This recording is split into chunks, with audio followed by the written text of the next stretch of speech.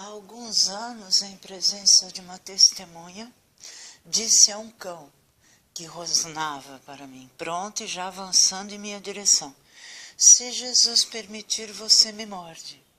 O cão imediatamente se deitou sobre as duas patas da frente e se acalmou. Outras 2 vezes fui atacada por cães. Não deu tempo nem de me lembrar desse raciocínio que salva. A verdade que vivemos hoje é que os espíritos dos indivíduos, agora só as crianças e os distraídos, comunicam-se comigo. Portanto, é veraz e possível que Daniel, o profeta, tenha se livrado dos leões na cova em que foi colocado. Mas eu tenho um canto novo, então vamos utilizar das leituras de hoje para expor o meu entendimento. Já sabemos que quando a alma utiliza mais os sentidos do que a razão natural e mais sua luz natural do que a luz divina, o indivíduo que age desse modo se parece com um animal. Eu cito o versículo 9 do Salmo 10. De tocaia, bem oculto, como o leão no covil, ele se embosca para apanhar o pobre, agarra ao pobre e o arrasta em sua rede. O verbo arrasta, no segmento arrasta em sua rede, se refere a uma espécie de hermenêutica, um conjunto de saberes que o indivíduo feroz como o leão possui. Isto é, a fúria, a vontade de violar, a persuasão baixa, fundamentada sempre no mesmo raciocínio. Se aquele que eu vou atacar é filho de Deus, então que Deus o salve. É um modo perverso de convencer o pobre de que ele está certo. Mas Daniel, o profeta, era homem de Deus, sábio, capaz de decifrar os enigmas da palavra e se livrou do pensamento mau que surge quando somos isolados em violência moral, com a opção de desprezarmos a Deus para nos livrar da fúria que estraçalha do nosso leão interior. Eu cito o versículo 8 do Salmo 34. O anjo do Senhor acampa ao redor dos que o temem e os liberta. O anjo do Senhor é a nossa consciência do que seja um temor de Deus. A boa consciência de Daniel permitiu que a reação dele mesmo diante da ira, da fúria que lhe provocaram e que se transformara em um leão, dissipasse como fumaça e ele saísse ileso da prova em que lhe colocaram. É apenas um pensamento carregado de sentidos e não de Deus a quem temo, e acalma-se o espírito humano diante das feras, dado o silêncio da alma. Então, no Salmo 22, nós temos no versículo 3, abrem a boca contra mim como um leão que ruge e dilacera sua presa. E depois, ele no Salmo 21, o salmista fala, salva-me da boca do leão e dos chifres de touros selvagens, responde-me e salva-me. Aí existe um período praticamente de silêncio entre o versículo 21 e o versículo 22. É o próprio salmista falando, porque ele vai mudar o assunto como se o problema já tivesse resolvido. Porque é o silêncio diante da fúria da razão. Declararei o teu nome aos meus irmãos, no meio da congregação te louvarei. Vocês que temem ao Senhor, louvem-no. Toda a descendência de Jacó, glorifique-o.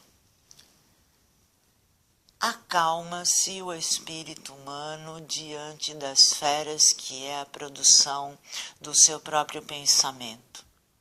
Vimos que o rei é o nosso juízo.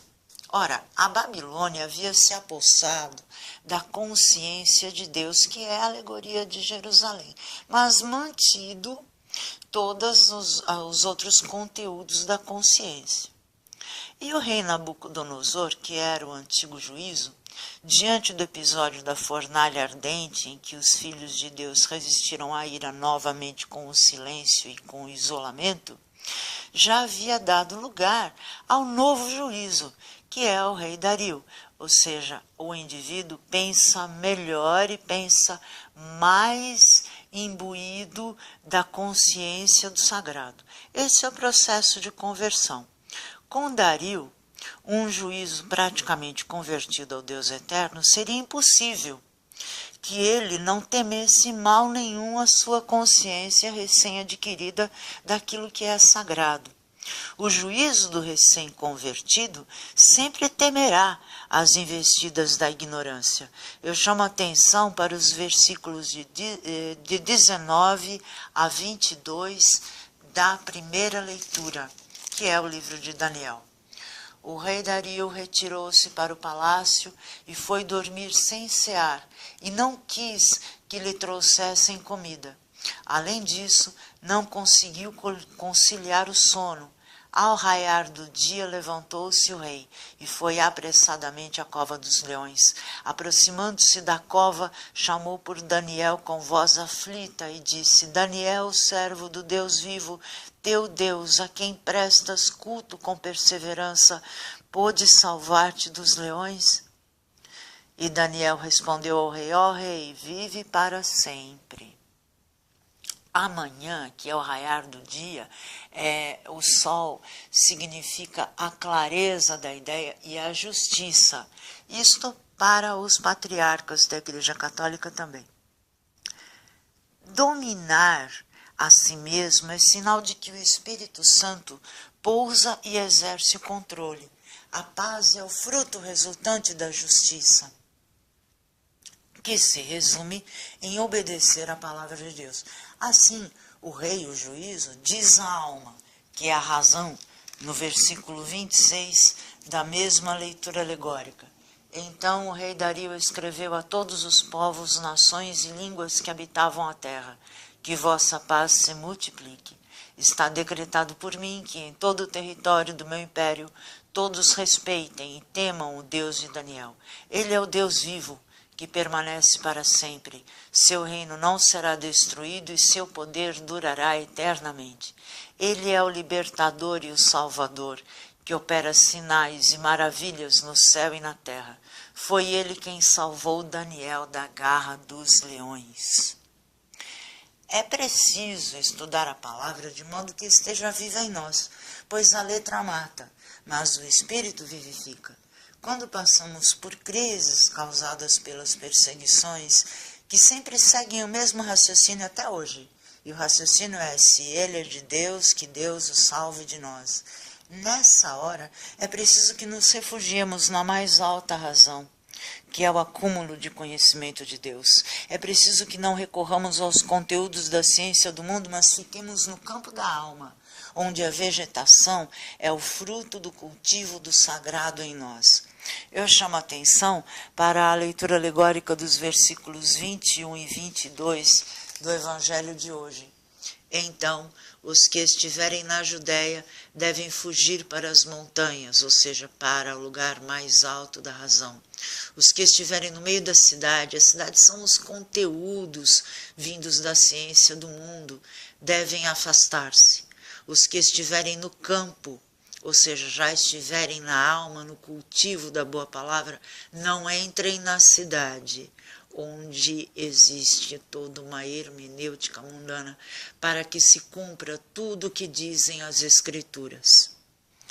Evidentemente, o dia do Senhor, no qual Ele mesmo aparecerá sobre as nuvens, vai acontecer de fato. Mas se nós não vivificamos, não vivenciamos, e isso é filosofia, esta esperança, entendendo a revolução que liberta a alma no aqui e agora, nossa moral corre o risco de esvaziar-se em esterilidade.